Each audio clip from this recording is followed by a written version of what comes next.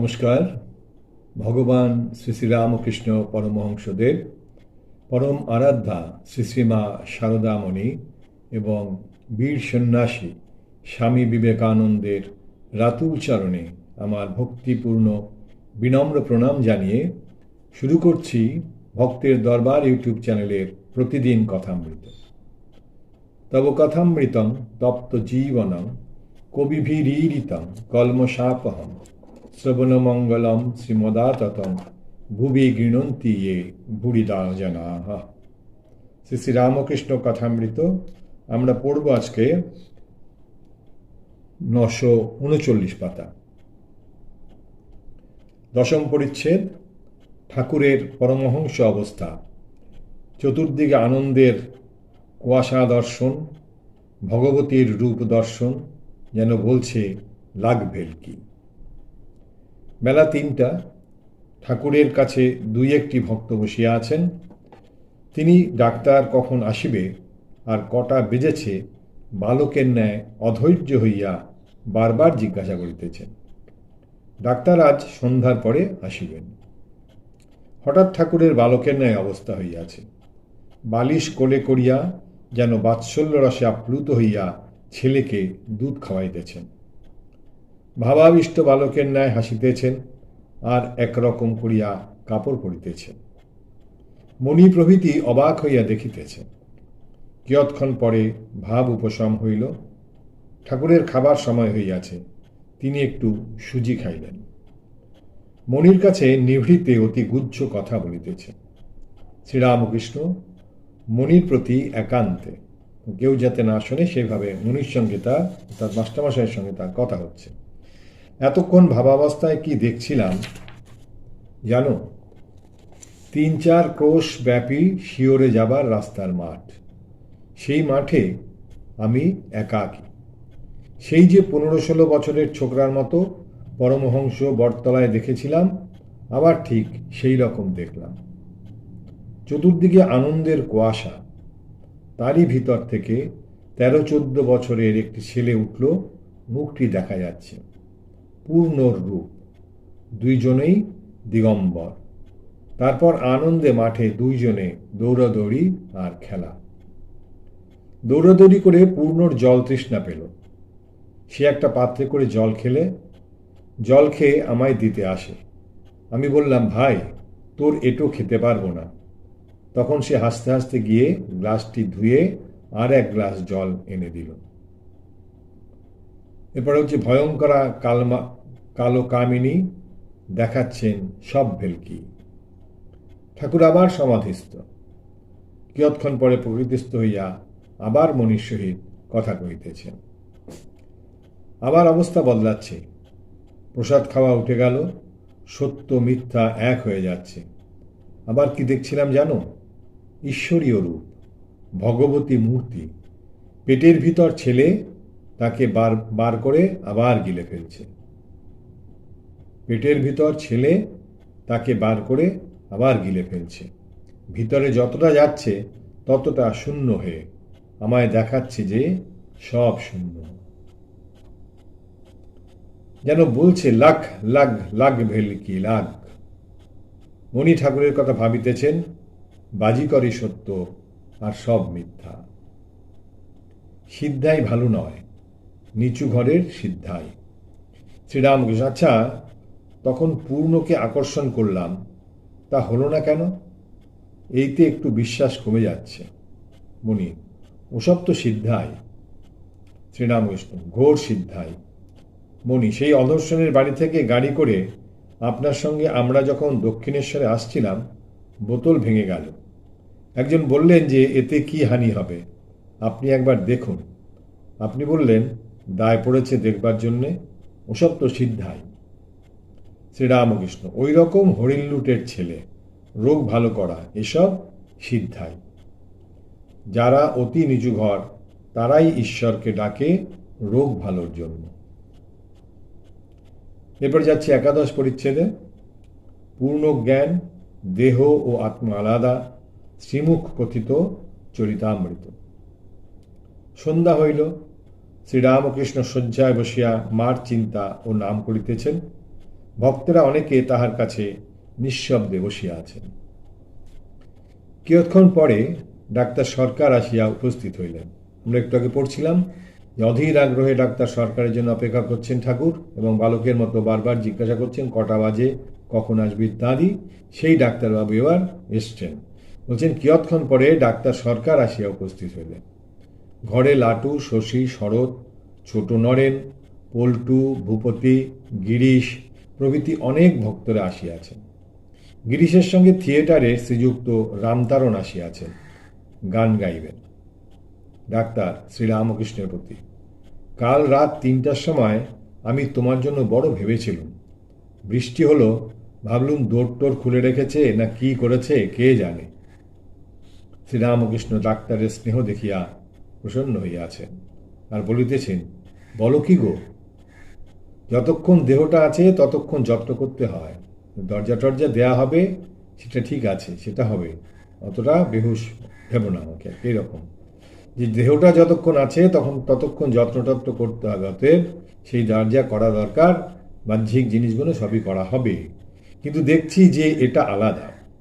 কামিনী কাঞ্চনের উপর ভালোবাসা যদি একেবারে চলে যায়, তাহলে ঠিক বুঝতে পারা যায় যে দেহ আলাদা আর আত্মা আলাদা। নারকেলের জল সব শুকিয়ে গেলে মালা আলাদা, শ্বাস আলাদা হয়ে যায়। তখন নারকেল টের পাওয়া যায়, ঢকর ঢকর করছে।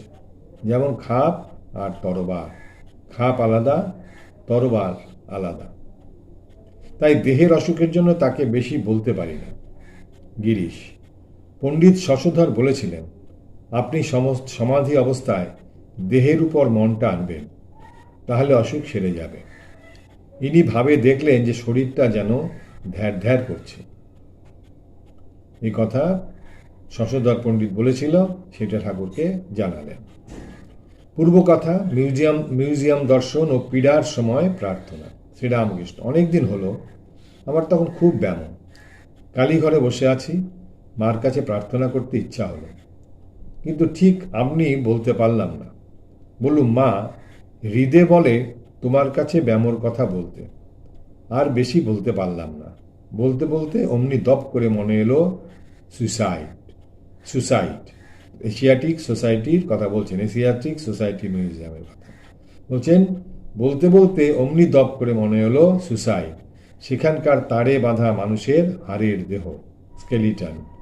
আমি অমনি বললুম, মা, তোমার নামগুণ করে বাড়াবো, দেহটা একটু তার দিয়ে এঁটে দাও, সেখানকার মতো, সিদ্ধায় যাইবার জো নাই।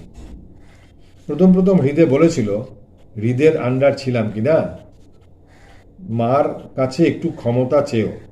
কালীঘরে ক্ষমতা চাইতে গিয়ে দেখলাম 30-35 বছরের রার কাপড় তুলে ভর ভর করে হাঁকছে। তখন হৃদের উপর রাগ হলো, কেন সে সিদ্ধায় যাইতে শিখিয়ে দিলে। শ্রীযুক্ত রামতরণের গান ঠাকুরের ভাবাবস্থা। গান হচ্ছে, আমার এই সাধের বিনে যত্নে গাথা তারের হার, যে যত্ন জানে বাজায় বিনে উঠে সুধা অনিবার। টানে মানে বাদলে ডুরি, শত ধারে বয় মাধুরী, বাজে না আলগা তারে, টানে ছিঁড়ে কোমল তার। ডাক্তার গিরিশের প্রতি: গান এসব কি অরিজিনাল? গিরিশ: না, এডউইন আর্লন্ডের থট, আর্নল্ড সাহেবের ভাব লয়ে গান। রামতারণ প্রথমে বুদ্ধচরিত হইতে গান গাইতেছেন। জুড়াইতে চাই, কোথায় জুড়াই, কোথা হতে আসি, কোথা ভেসে যাই, ফিরে ফিরে আসি, কত কাঁদি হাসি, কোথা যাই, সদা ভাবি গোতাই। করহে চেতন, কে আছো চেতন, কতদিনে তার ভাঙিবে স্বপন, কে আছো চেতন, ঘুমায়ও না আর, দারুণ এঘোর নিবিড় আধার, করো তমনাশ, হও হে প্রকাশ, তোমা বিনা আর নাহিক উপায়, তব পদে তাই শরণ চাই। এই গান শুনিতে শুনিতে ঠাকুর ভাবাবিষ্ট হইয়াছেন। গান কোঁ কোঁ কোঁ বহরে ঝড়। সূর্যের অন্তর্যামী দেবতা দর্শন। এই গানটি সমাপ্ত হইলে ঠাকুর বলিতেছেন, এ কি করলে, পায়েসের পর নিমঝোল, যাই গাইলে করো তম নাশ। অমনি দেখলাম সূর্য উদয় হবা মাত্র চারদিকে অন্ধকার গুজে গেল, আর সেই সূর্যের পায়ে সব শরণাগত হয়ে পড়ছে। রামতবর আবার গাইতেছেন, দীনতারিণী দুরিত বারিণী সত্য রজতম ত্রিগুণধারিণী সৃজন পালন নিধনকারিণী সগুণা নির্গুণা সর্বস্বরূপিণী। তারপরে হচ্ছে ধরম করম সকলই গেল, শ্যামা পূজা বুঝি হলো না, মন নিবারিতে নারী কোনো মতে ছিছি কি জ্বালা বলো না। এই গান শুনিয়া ঠাকুর আবার ভাবাবিষ্ট হইলেন। রাঙা জবা কে দিলে তোর পায়ে মুঠো মুঠো। এরপরে চলে যাচ্ছি দ্বাদশ পরিচ্ছেদে ছোট নরেন প্রভৃতির ভাবাবস্থা, সন্ন্যাসী ও গৃহস্থের কর্তব্য। গান সমাপ্ত হইল। ভক্তেরা অনেকে ভাবাবিষ্ট, নিস্তব্ধ হইয়া বসিয়া আছেন। ছোট নরেন ধ্যানে মগ্ন, কাষ্ঠের ন্যায় বসিয়া আছেন। শ্রীরামকৃষ্ণ ছোট নরেনকে দেখাইয়া ডাক্তারকে, এ অতি শুদ্ধ, বিষয়বুদ্ধির লেশ এতে লাগে নাই। ডাক্তার নরেনকে দেখিতেছেন, এখনও ধ্যানভগ্ন হয় নাই। মনমোহন ডাক্তারের প্রতি সহাস্যে, আপনার ছেলের কথায় বলেন, ছেলেকে যদি পাই বাপকে চাই না।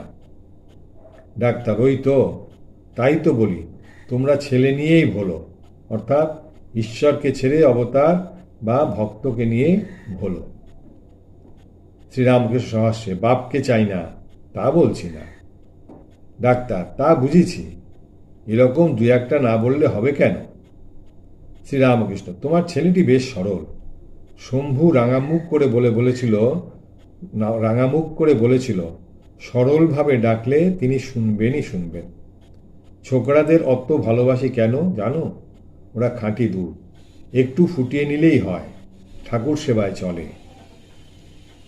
জলদুধ অনেক জাল দিতে হয়, অনেক কাঠ পুড়ে যায়।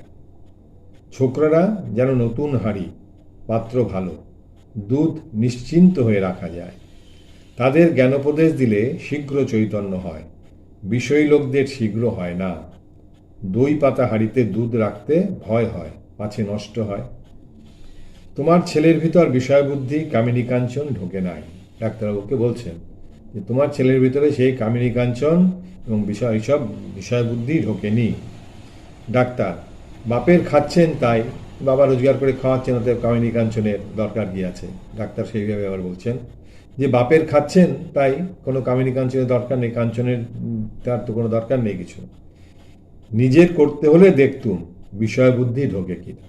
নিজের যদি সংসার চালাতে হতো তাহলে ডাক্তারবাবু বলছেন তাহলে বুঝতাম যে কামিনী কাঞ্চন ঢুকছে কিনা। সন্ন্যাসী ও নারীর ত্যাগ, সন্ন্যাসী ও কাঞ্চন ত্যাগ। শ্রীরামকৃষ্ণ, তা বটে তে বটে। এই যে বললেন নিজের করতে হলে দেখতুম বিষয় বুদ্ধি ঢোকে কিনা, তা বলছেন যে তা বটে তা বটে, তবে কি জানো, তিনি বিষয় বুদ্ধি থেকে অনেক দূর, তা না হলে হাতের ভিতর। সরকার ও ডাক্তার দোকড়ির প্রতি। কামিনী কাঞ্চন ত্যাগ আপনাদের পক্ষে নয়, আপনারা মনে ত্যাগ করবে। গোস্বামীদের তাই বললাম, তোমরা ত্যাগের কথা কেন বলছো? ত্যাগ করলে তোমাদের চলবে না। শ্যামসুন্দরের সেবা রয়েছে, সেটা তো করতে হবে, সব কাজ ত্যাগ তো করতে পারবে না, শ্যামসুন্দরের সেবাও তো করতে হবে। সন্ন্যাসীর পক্ষে ত্যাগ, যারা গৃহস্থ তাদের পক্ষে ত্যাগ হবে না, সন্ন্যাসীর পক্ষে ত্যাগ। তারা স্ত্রীলোকের চিত্রপট পর্যন্ত দেখবে না। মেয়ে মানুষ তাদের পক্ষে বিষবৎ, অন্তত 10 হাত অন্তরে, একান্ত পক্ষে 1 হাত অন্তরে থাকবে। হাজার ভক্ত স্ত্রীলোক হলেও তাদের সঙ্গে বেশি আলাপ করবে না। স্ত্রীলোক যদি ভক্তও হয় তাহলেও তাদের সঙ্গে সন্ন্যাসীর আলাপ করা উচিত নয়।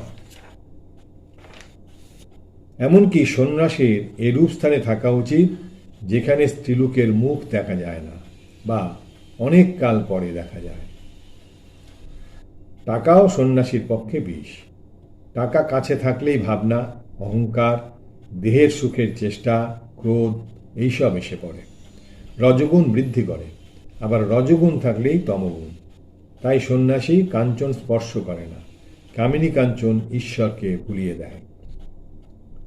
ডাক্তারকে উপদেশ, টাকার ঠিক ব্যবহার গৃহস্থের পক্ষে সদারা। তোমরা জানবে যে টাকাতে ডাল ভাত হয়, পরবার কাপড়, থাকবার একটি স্থান হয়, ঠাকুরের সেবা, সাধু ভক্তের সেবা হয়। জমাবার চেষ্টা মিথ্যা। অনেক কষ্টে মৌমাছি চাক তৈরি করে, আর একজন এসে ভেঙে নিয়ে যায়। জমালেই এই হবে। জমাবার ইচ্ছা তাই বেশ বৃথা বলছে। ডাক্তার, জমাচ্ছেন কার জন্য? না, একটা বদ ছেলের জন্য। শ্রীরামকৃষ্ণ, বদ ছেলে? পরিবারটা হয়তো নষ্ট, উপপত্তি গড়ে, তোমারই ঘড়ি তোমারই চেন তাকে দেবে। তোমাদের পক্ষে স্ত্রীলোক একেবারে ত্যাগ নয়, স্বদ্বারায় গমন দোষের নয়। নিজের স্ত্রীর কাছে যাবে, এটা দোষের কিছু নয়। তবে ছেলেপুলো হয়ে গেলে ভাই ভগ্নির মতো থাকতে হয়। যদি একটা দুটো ছেলে হয়ে গেল, তারপরে স্ত্রীর সঙ্গে ব্যবহার হচ্ছে বলছেন ঠাকুর ভাই ভগ্নির মতো ব্যবহার। কামিনী কাঞ্চনে আসক্তি থাকলেই বিদ্যার অহংকার, টাকার অহংকার, উচ্চপদের অহংকার এই সব হয়। এ বলছেন যে কামিনী কাঞ্চন থাকলে ঠাকুর এইগুলো হবে। কি হবে? না, বিদ্যার অহংকার হবে, টাকার অহংকার হবে, আর উচ্চ পদের অহংকার হবে। আরও উঁচু উঁচু পোস্টে উঠতে হবে, তাহলে আরও বেশি টাকা রোজগার করা যাবে। এই অহংকারগুলো আসতে থাকবে। এই বলে আমরা আজকের মতো এখানে রাখছি। নিরঞ্জনং নিত্যম অনন্তরূপং ভক্তানুকম্পা ধৃত বিগ্রহং বৈ ঈশাবতারং পরমেশ্বমিডং তং রামকৃষ্ণ শিরসা নমামি। হরি ওম তৎসৎ। শ্রীরামকৃষ্ণার্পণমস্তু।